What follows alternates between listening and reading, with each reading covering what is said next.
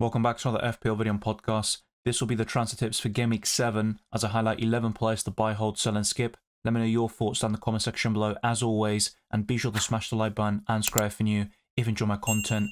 Also hit the notification bell so you never miss a single upload or live stream as we try to get this to over 200 likes, and we're also pushing on towards 29,000 subscribers, and then at the very end of the year 30k will be achieved. Thank you very much for all your support, especially to the super chatters, patrons and channel members. Without further ado, let's jump straight into it. The first purchase I'm going to recommend is Dominic Solanke, who was in my wildcard team in Game Week 6, but I did bench him, so that was a bit frustrating to see him score the third goal in that 3-0 win over Manchester United. His price has gone up to 7.6 million, and there's been this whole debacle about the price changes because Solanke really should have gone down in price long before he ended up being cleared to play and he has returned from his injury, but it is what it is. We all know that the FPL prices can be a bit shoddy at times. His ownership is 9.5%, but soon it will be in the double-digit mark. He's got 2 goals for the season, and the last 3 games across all competitions, he has scored against Karabakh, Brentford, and Manchester United, with 8 big chances, 3 of them coming in that 3-0 win, and 16 FPL points. No bonus points for the moment, but I think they'll come very soon, and Spurs' fixtures until Game Week 11 are very promising before that visit to the Etihad in Game Week 12. But for the time being, I really back Solanke to be a good FPL asset, especially amongst mid-price forwards in FPL. There are plenty of budget midfielders to choose from at the moment. You've got Tyler Dibbling at 4.5 million, Rodgers, Semenyo, Smith-Rowe, and McNeil is right up there, especially when you look at Everton's fixtures until Game Week 14 in early December. McNeil has 3 goals, 2 assists, and 21 key passes. These are outstanding stats for a 5-point family midfielder. His ownership is 4.6% at the time of this recording, and it will almost certainly go up, and the same can be said about his price tag very soon. Newcastle home isn't the easiest of games in Game Week 7, but he could still deliver an attacking return there with 39 FPL points for the season. Now, there is a massive overperformance with the goals. His XG is only 0.5, only 1 big chance, but the creativity is very impressive with an expected assist figure of 2.82 and 6 big chance created. So McNeil is one of the best budget midfielders you can buy, and considering the fixtures, I'd rank him above Semenyo, Smith-Rowe and Rodgers at this moment in time. Admittedly, I should have considered Palmer more on the wildcard in Game Week 6, but I do think there is a lot of revisionism happening at the moment. I did recommend Palmer as a buy in one of these videos back in Game Week 4, and for the best wildcard team in Game Week 2 and 3, I did also highlight Palmer as a great option. Even with Chelsea's fixtures turning for the worse from Game Week 8 onwards, Palmer can deliver, especially against Newcastle and Manchester United. But you do have Liverpool away and Arsenal at home up until Game Week 11. Those aren't easy games whatsoever, but Palmer has scored against a lot of the big clubs already in his Premier League career, and he's an outstanding player for Chelsea with 6 goals, 4 assists, and in terms of big chances and big chance created combined, he has 15 in total, which is incredible. 61 FPL points makes him the highest scoring midfielder so far this season, and his ownership is soaring at the moment. It's 44.1%. A lot of dead teams, or let's say players that aren't really engaged in the community, had Palmer already in their squads, and they benefited from having against Brighton with those 4 goals in the first half, and it could have been even worse. He hit the post in the second, and he also created a big chance for Nicholas Jackson. Now, I still like Palmer as a purchase right now, and I would recommend him as a buy, but I wouldn't sell Saka to Cole Palmer this week. I don't think that makes any sense whatsoever, and it's very knee-jerky and reactionary in my opinion. And ultimately, the best time to buy Cole Palmer, for those that don't have him, would be in Game Week 12, when Chelsea's fixtures turn for the better. Bukayo Saka has been sold by over 130,000 FPL managers, and it makes no sense to me whatsoever. He may have blanked in Game Week 6, which was quite a miracle really, because he created 8 chances, 4 of them being big chances as well, with 8 dribbles. He had 7 shots. Some of these numbers were simply incredible, and he really should have come away with a few returns. Now, I do admit Saka doesn't have the high ceiling of a Salah, Palmer or Erling Haaland, but his consistency is incredible, and he still got 1 bonus point in the end. He was on course for 3 bonus points straight after the game, but 1 or 2 days later they did reduce it to 1 bonus point, and ultimately that's a fair result. But I honestly don't like what FPL are doing this season by changing bonus points by the end of the game week for games that happened 24 to 48 hours beforehand. But it is what it is. Saka is priced at 10.1 million. His ownership is going down to 33.2% with 1 goal and 5 assists for the season, 9 big chance created, which is the most in the Europe top 5 leagues. I think the likes of Yamal and Rafinha are just behind him with 8, and Cole Palmer also has a great number as well. But Saka, for me, is worth holding on to for Southampton at least. You could make a case for selling him in game week 8 or 9, but don't do it this week against the worst team in the league, it seems, in the Saints, who struggled on Monday night against Bournemouth in that 3-1 defeat. Saka has 38 FPL points, and he'll almost certainly get over 200 if he stays fit, and my advice is to keep Saka for a little while longer.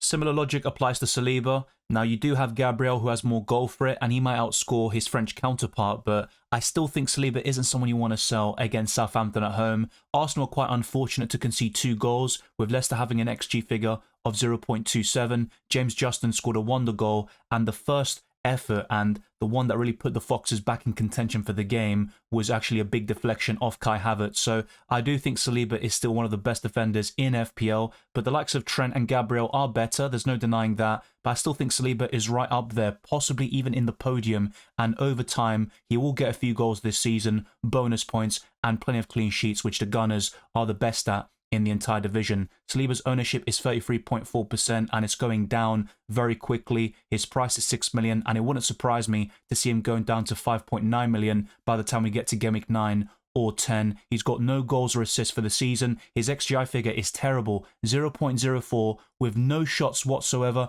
not even a single key pass, which I do admit is absolutely terrible, even for a centre-back. But with 20 FPL points, playing in the best defence in the league, Saliba is a top defender, and I'd highly recommend keeping him for game week 7. Heung-min Son is a hold for me, with Spurs' fixtures being great until game week 11, and he even has a good record against the big clubs, including Manchester City, who he faces in game week 12. Son's ownership is only 6.9%, and his price tag is 10 million, and you could switch him to Palmer or Saka if Son is ruled out for game week 7, but he was very close to making it for that 3-0 win against Manchester United, and I think Son will be available for Brighton or West Ham coming up. But even if he misses one game week, I think that's enough excuse to pull the trigger and go to another premium midfielder like the ones I just mentioned. Now, he's had a bit of a mixed start to the season, 2 goals and 2 assists, with both goals coming against Everton in that 4-0 victory back in game week 2, and he got a couple of assists against Brentford, and apart from that, it's been blank after blank, but he's only 5 points off the likes of Saka with 33 FPL points for the season, 13 key passes, and the underlying numbers are decent, but Son is a great finisher, and he can overperform his XG very easily. But if he is fit for game week 7, my advice will be to hold Heung-min Son. It's a very strange situation with Phil Foden, who's only played 89 minutes in the entire season with 3 substitution appearances and no starts whatsoever, no goals, no assists, 3 shots, 3 FPL points. His ownership is only 5% and a price tag of 9.2 million. He's gone down in price heavily, but Man City's fixtures are excellent until game week 11. It's one of the best fixture runs they'll have all season, and if you are looking to double or triple up on Man City, I'd recommend holding Phil Foden if you're one of the very few who have him already. Now, for the rest, I'd probably skip him for now and wait until he gets those consistent minutes, and maybe midweek in the Champions League will give us a big insight into whether Foden will get back into the threshold for the starting 11, and that remains to be seen. Eventually, he will become a fixed starter in that Man City team. He was the player of the season after all, and I think he will become good once again. But for now, I think Foden is a very tricky one, and you've also got so many options at a similar price tag. You've got the likes of Mbeumo, who's even cheaper, Diaz, who's been excellent so far this season, and you've also got Son, Palmer, and Bukayo Saka. If you can go to any of those players, I'd highly recommend it, but I think keeping Phil Foden could be a massive differential with Man City's fixtures and Foden's ceiling.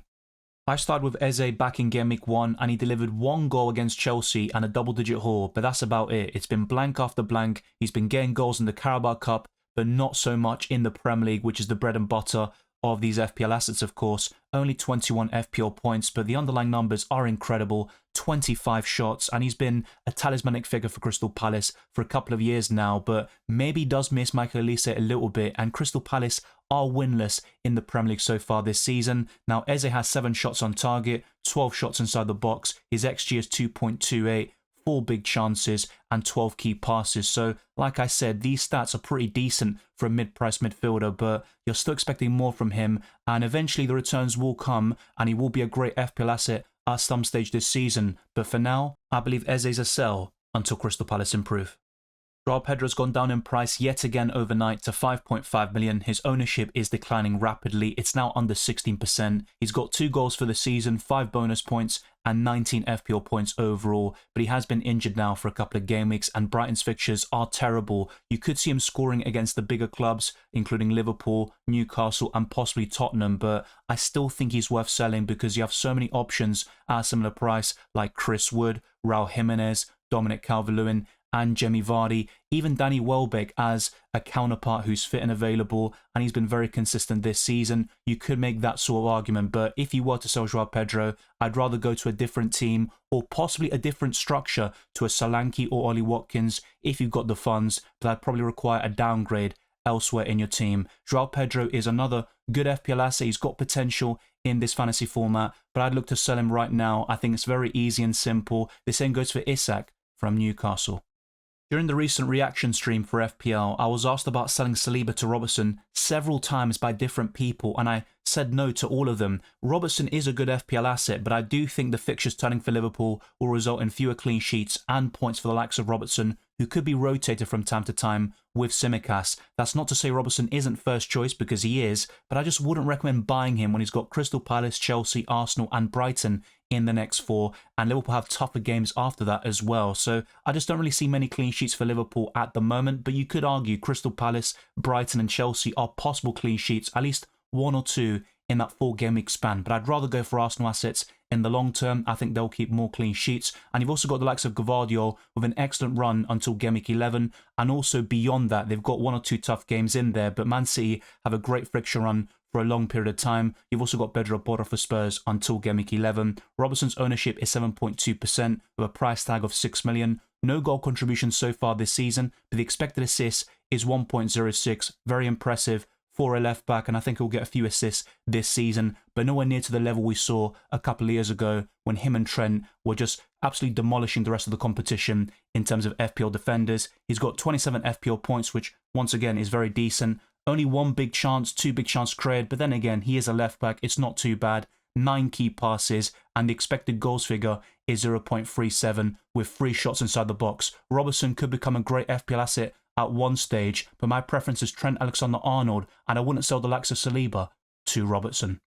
The 11th and final player covered today is Konsa. I haven't recommended any Aston Villa defenders for the entire campaign. I'm a big fan of the likes of Watkins and Rodgers, but I just wouldn't recommend Konsa, who's got 1 goal this season, which came back in game week 5 against Wolves in that 3-1 win, but no clean sheets for the season. Aston Villa just don't really feel with confidence in terms of keeping other teams out. They score a lot of goals, they're a fun team to watch, and in my opinion, they are one of the best teams in the Premier League still, but I just wouldn't recommend Konsa for the time being, and Aston Villa's fixtures turn for the worse very soon. Even Man United, as bad as they are, they could score in this game, and they've got a great record against the Villains. They actually did the double over them last season. Fulham away won't be easy. Bournemouth at home, you'd see Aston Villa winning that, of course, but they could concede in the process. And Tottenham away is another case of that. They got the win last season at that stadium, but they're not able to keep that team out. And they also shipped 4 in the last meeting a couple of months ago. So Konsa for me is a skip, and it's a very simple one at that. You've also got plenty of other options at a similar price tag, although I do admit not many of them look particularly great. And there we have it. The transfer tips for Game Week 7 is covered with 11 players to buy, hold, sell and skip. Let me know your thoughts down in the comment section below. As always, you can see the most transferred out on screen at the moment, with Joao Pedro being top by some distance. Then you've got Isak, Eze, Salah and Fernandes. I do agree with 4 of them, with Fernandes being suspended, Isak is injured, and ultimately Newcastle don't have great fixtures. The same goes for Joao Pedro. He's in a very similar position to Isak. But Salah, if you can help it, I'd hold on to him for a little while longer. And I did recommend this going into Game Week 6, but I do understand why those on the wildcard, like myself, did go in a different direction. It just didn't pay off whatsoever in many cases. Thank you very much for watching this video and listening to this podcast. If you enjoyed it or found it useful, then be sure to smash the like button and subscribe for new. Our aim is to get this video to 200 likes and to keep on pushing towards 35 subscribers and beyond. Follow me on Twitter and Instagram, DylanRCM, and check all the other links in the description below for my Patreon and the championships for early access to my videos, amongst many other perks, the Discord server, FPL League, Draft Hound, as well as Spotify. Leave a 5-star review on my podcast. It goes a long way to support my channel. I wish you all the best of luck for Game Week 7 and the rest of the season, and I'll see you next time.